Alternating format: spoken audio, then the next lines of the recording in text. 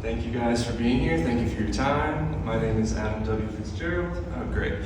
And this is a presentation relating to my critical thesis, which is entitled Revolutionary Portals. So this is an exploration of evidence and research into the collapse of late-stage capitalism and maybe some potential solutions for the coming revolutions, because there is no war but class war. So what are revolutionary portals? Revolutionary portals are people or the works they have created to connect class struggles and spread class consciousness across space-time. A few of these figures will be reoccurring, like Dr. Jason Hickel, a South African professor of anthropology and advisor to parliaments across Europe, or Fred Hampton, who famously fed tens of thousands of children with the Black Panthers free breakfast program and was killed by the FBI as part of COINTELPRO's efforts to discredit, disrupt, and destroy, as documented explicitly in the recent film Judas and the Black Messiah by Shaka King. Highly recommend that one. Here, Fred Hampton is seen at the free breakfast program in Chicago in 1969 with one of his famous quotes, "Everything would be all right if everything was in the hands of the people, and we are going to have to put it back into the hands of the people." So together today, we are going to work our way through this maze of memes, and even though we don't have time for me to read every data table or infographic, most of this info is available at my website, underflowrecords.com, or a meme page that we've been building at Time4Revolution9 on Instagram. I've also brought some printouts that are in the middle of each aisle for anyone interested. There's a public link too. These answers are never simple, but I've taught in too many public schools. Now in Denver, but for years in Detroit, while the Flint water crisis unleashed intergenerational trauma nearby, death and disease upon thousands of Michigan families, all due to the decisions of policymakers, avoidable tragedies. It's hard not to wonder if my mom's fatal ALS and my father's current multifaceted cancers aren't connected to the Flint water crisis. I grew up only 15 minutes away. And growing up, the first time I heard the terms KKK or rape was in a story about the KKK burning a cross in my grandparents' yard after leaving a letter in their mailbox threatening to kidnap and rape their daughter, my mother, if my grandfather, Jim Fitzgerald, continued supporting the civil rights movement and outing Michigan politicians as Klan members in his writings in the Detroit Free Press. There's my grandfather, Jim Fitzgerald, receiving an award from the National Newspaper Association. For most, class isn't a choice, it's just reality. Class struggle is the result. The terms are simple: fight or die. Usually lived experience leads to revolution. So I ask, what would radicalize you? In 2010, I began my student teaching on 8 Mile, where I would teach until 2015, when I began dabbling in journalism, copywriting, and editing. And these were all intense hours for wages that I couldn't survive on, especially with student debt. Since I began teaching in 2010, billionaires' wealth has increased over 300%. Elon Musk, for example, has increased his wealth over 16,000%, becoming the world's first trillionaire. US war spending has increased into the trillions, with hundreds of billions being sent to Ukraine and Israel. The US has spent trillions in corporate relief and bailouts. Meanwhile, the federal minimum wage has stayed the same, no increase since 2010. 0%. Since I started teaching in 2010, billionaires have tripled their wealth and governments have spent trillions on war and corporate bailouts, all while the federal minimum wage has not risen whatsoever, and teacher pay rarely keeps up with inflation. Most districts have experienced pay cuts.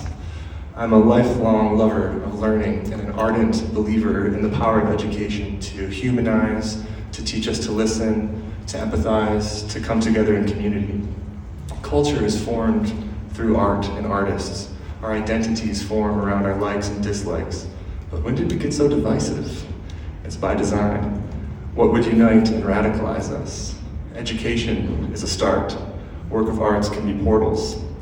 This map shows which states have more prisons in them versus which states have more colleges in them.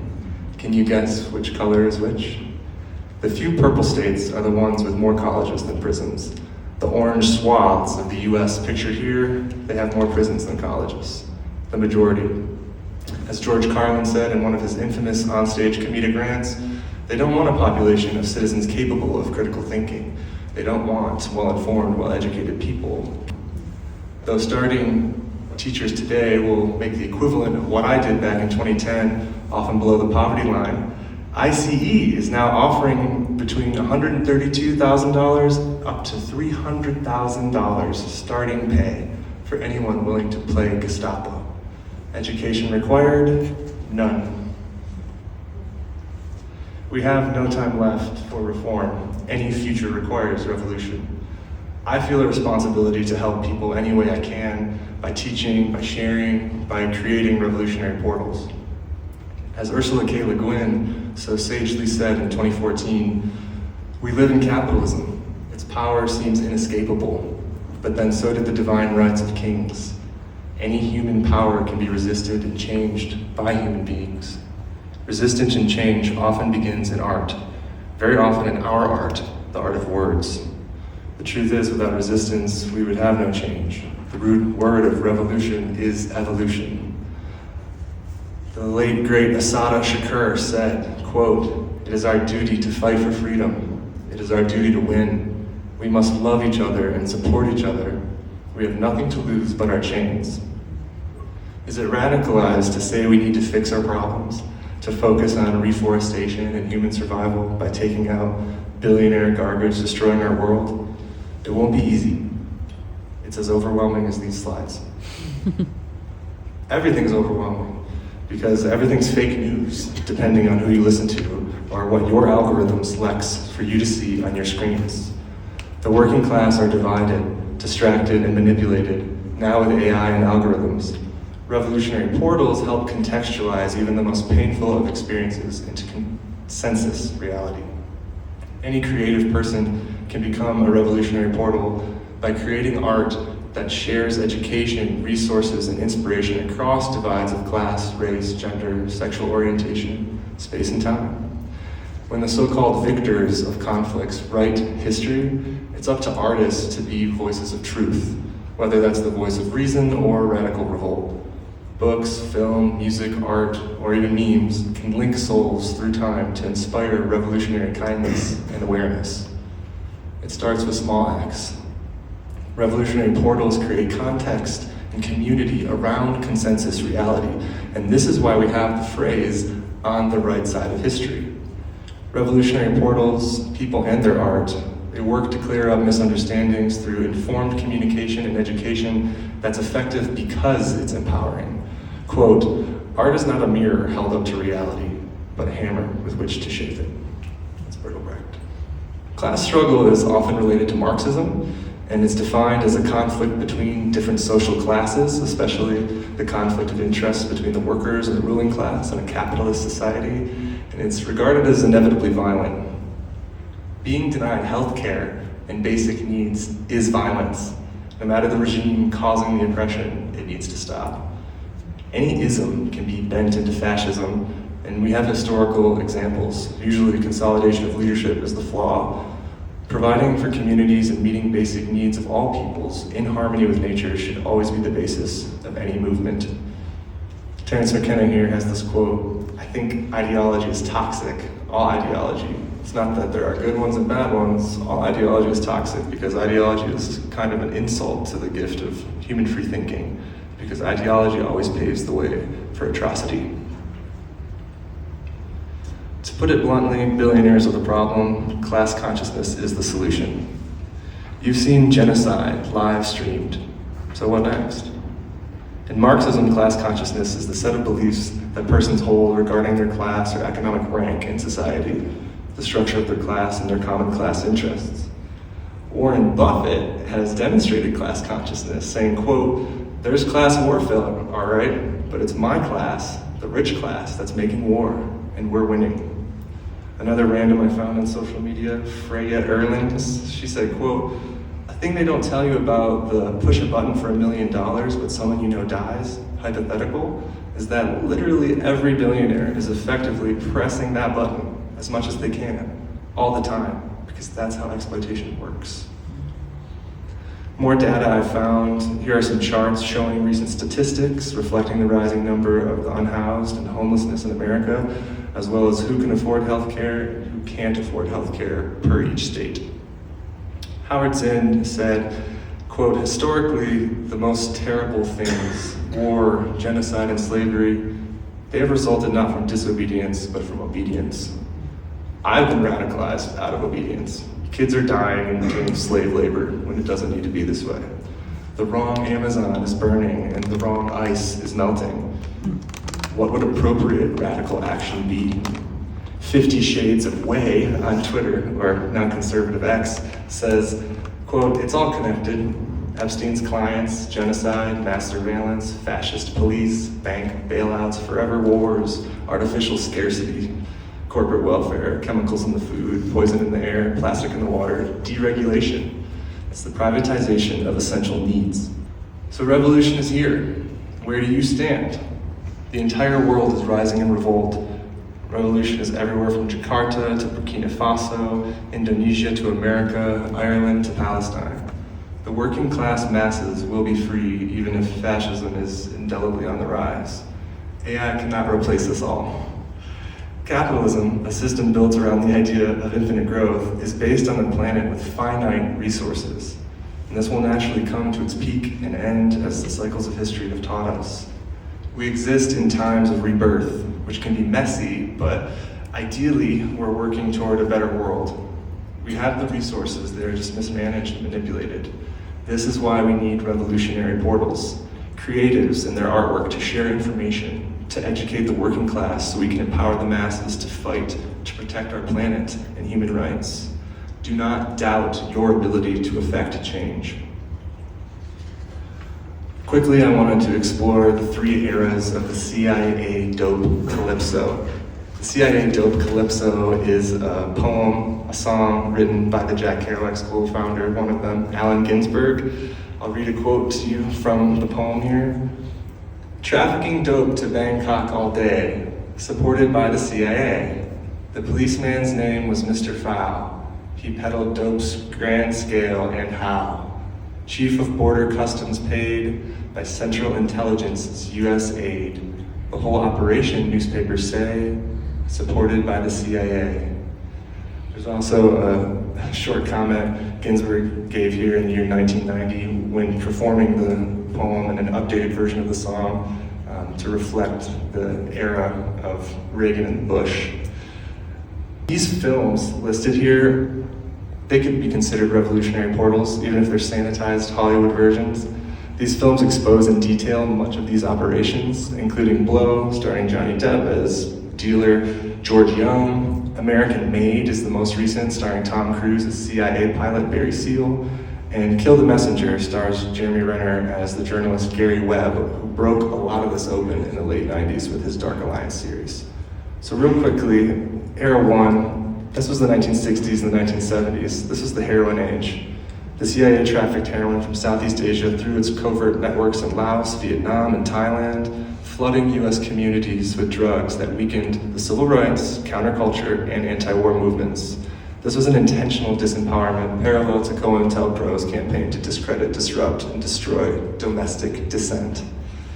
Era number 2 is the 80s and the 90s, the cocaine age, most evidently documented with these films. Through the Iran-Contra network, the CIA traded guns for cocaine with Latin American cartels, funding Contra insurgencies while unleashing the crack epidemic across America's poorest neighborhoods.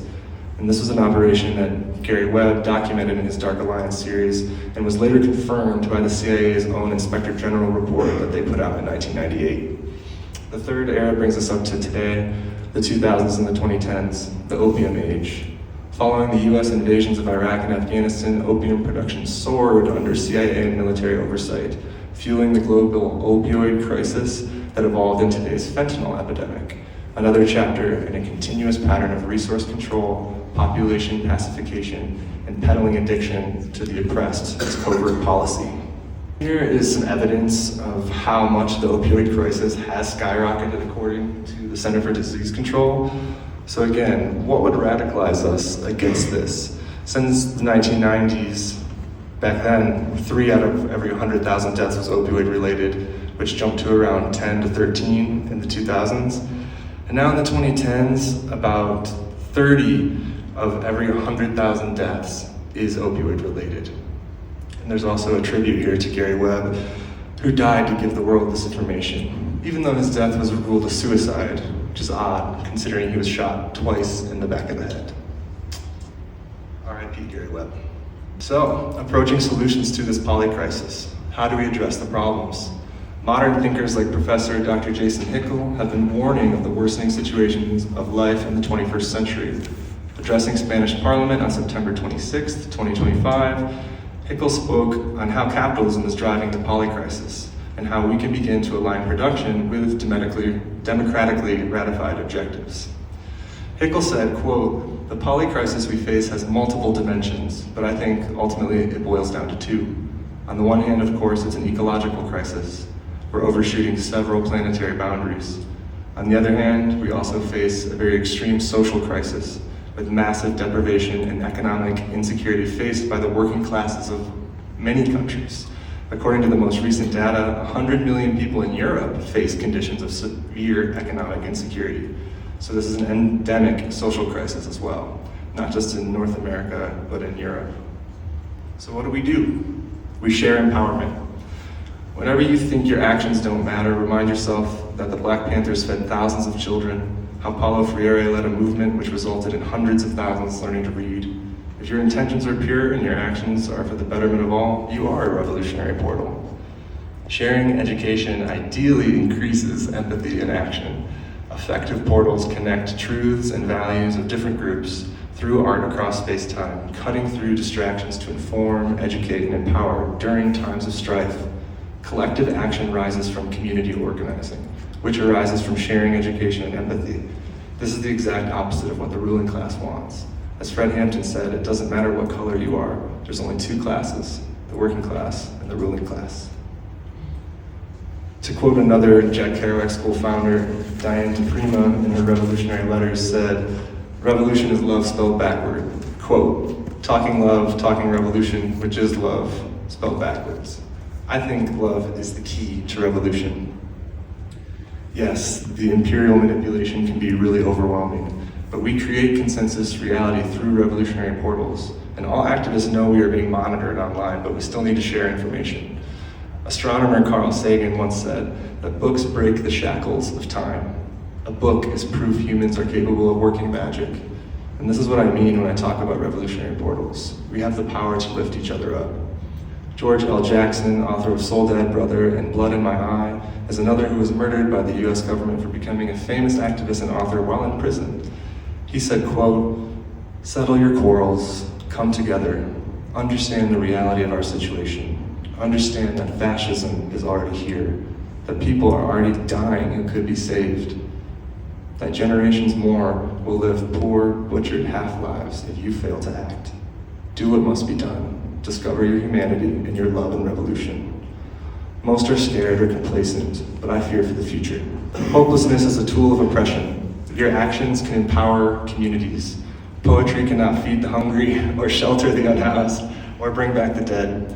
All the problems of the world cannot be addressed, let alone solved in a thesis panel. But what if we dared to do better? We have to try. What would radicalize us to save Earth? What if we work together to become revolutionary portals, linking movements, overcoming adversity, to build a better world in the name of human decency? To save our planet, we need power to the people, and we can overthrow yet another regime. It's revolutionary to work together toward a consensus reality that could create better opportunities for all. Through strikes, boycotts, community movements, food drives, river cleanups, events to help feed the unhoused, we have the power. Rosa Luxemburg, author of Reform and Revolution, said, "Those who do not move do not notice their chains." The most revolutionary thing one can do is always to proclaim loudly what is happening. Thank you.